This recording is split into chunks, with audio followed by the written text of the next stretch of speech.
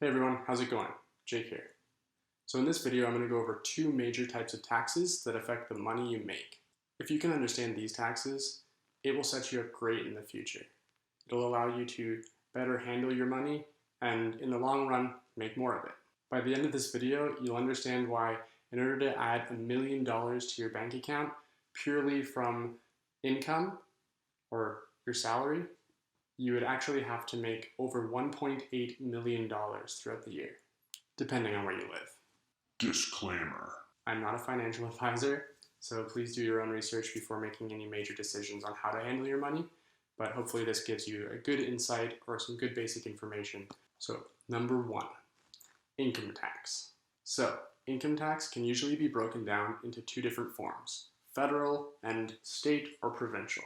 These two forms generally work the same, but the tax brackets are usually a bit different. Let's go over what a tax bracket is. So a tax bracket is basically breaking up your income into different sections, or one could say brackets. For example, a tax bracket could be you pay 15% on your income if it's less than $48,535. The next bracket would be $97,069 at 20.5%. Another bracket could be $150,473 at 26%.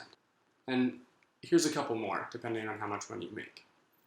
Now, these are the brackets for the federal income tax within Canada.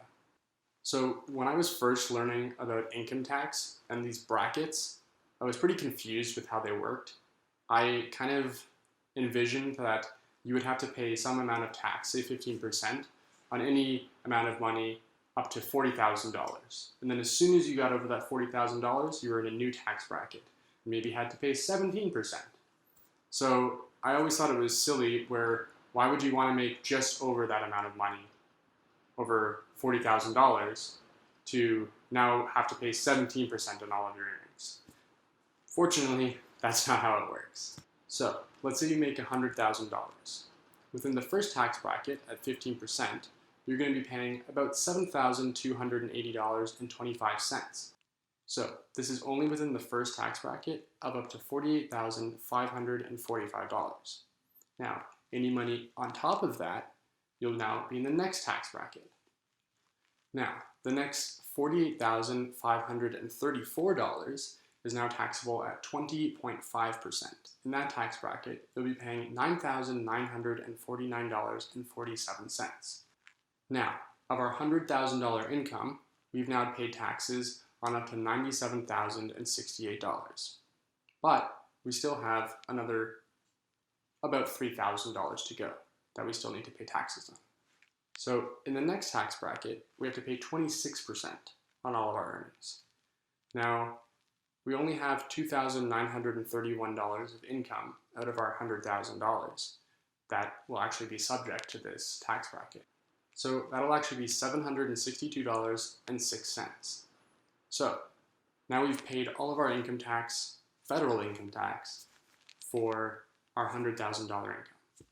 So for $100,000, we've paid $17,991.78 in income tax, federal income tax. So there's still state or provincial income tax that goes on top of that, depending on where you live. Again, always a disclaimer. So after making $100,000 and paying federal income tax, we have $82,008.21 left over. So again, that is only federal income tax. Some states and provinces don't actually have provincial or statewide income tax. So if you live there, great, you can save some more money, but otherwise you have to essentially apply the exact same tax bracket based off of your overall salary. So you don't apply federal income tax and say, oh, now I have $82,000 and now I'm going to apply that to the statewide one, or vice versa. You do it all based off of your full salary. So $100,000 in this instance. So in Ontario, Canada, where I live, of that $100,000, you'd have to actually pay another $7,527 in provincial income tax. So in Ontario, if you made $100,000, outside of other types of penalties or anything like that that you may have to pay, you would actually make about $74,451. after income tax. So you may be asking yourself, who cares and why is this important to know about? So the reason this is actually super important to know about is because let's just say hypothetically you make $50,000 a year and you decide you'd like to budget your money, and in order to best do this, you decide to split your $50,000 based off of the 12 months of the year, so you know how much money you'll have each month coming in. Now, if you do this, you'll have $4,166 and some change each month. However, if you're making $50,000 after income tax, you're actually making $39,225 per year. So instead of $4,100 per month, you're actually making $3,200 per month. There's actually an $886 difference per month because of income tax. So if you're trying to plan and budget your money, you better realize that just because you have a high salary or a salary of some X amount doesn't actually mean that's how much you'll be getting per month. This is actually really important when you're deciding to make larger purchases. So say you buy a TV that costs $1,000, that TV would be about a quarter of your income for that month. However, if you really think about it, it's actually more like a third of that income, which is substantially more. So if you lived in Ontario, Canada, and you wanted to add $1 million after income tax to your bank account, you would actually have to make $1,804,550.41. Number 2, capital gains tax. So this tax actually only applies to you if you sell some form of capital asset. So a capital asset is essentially selling some form of property, stocks, bonds, or something like that. So for example, if you bought a stock for $10 and you sold the stock for $9 because it seemed to be plummeting, then you actually wouldn't have to pay any capital gains on that because you didn't make any kind of profit. So capital gains actually work very differently depending on where you live. For example, in Canada, 50% of the sale of whatever your capital asset was is directly applied to your income tax.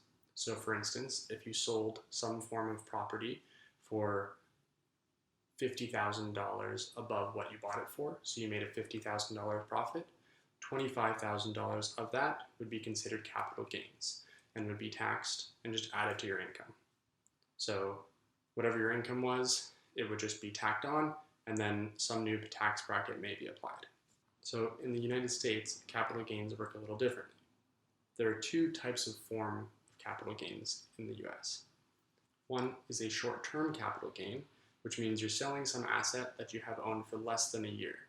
So these capital gains are actually subject to a 37% tax. So for instance, if you sold $100,000 worth of profit, you would owe up to $37,000 of that profit within your capital gain tax.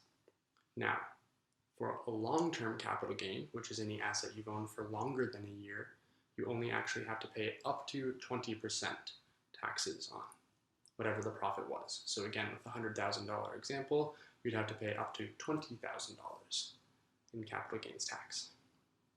So bonus number 3, hitting that like button for the YouTube algorithm. It actually helps me a lot. It helps this channel get seen, and I really appreciate it. Thanks. Now, we've gone over 2 main types of taxes that you should probably know about when it comes to your income. With this information, you should be able to understand why your salary is different than what you see on your paycheck. And now, we know some of the basics of how capital gains work, so we know what happens when we sell some form of asset. Also, in the United States, we now know why a longer term investment is generally more lucrative, as it's actually taxed in a lower bracket. So I hope you enjoyed this video. I hope it was helpful to some of you. Please throw a comment down below if you enjoyed it or if you have any kind of feedback or anything like that. I read all of the comments, so I'd love to read yours. Also, feel free to follow me on Instagram. I will try and post there more if people are more interested in shorter form content like that. So that's all for now. Thanks again, and let's learn together. Cheers.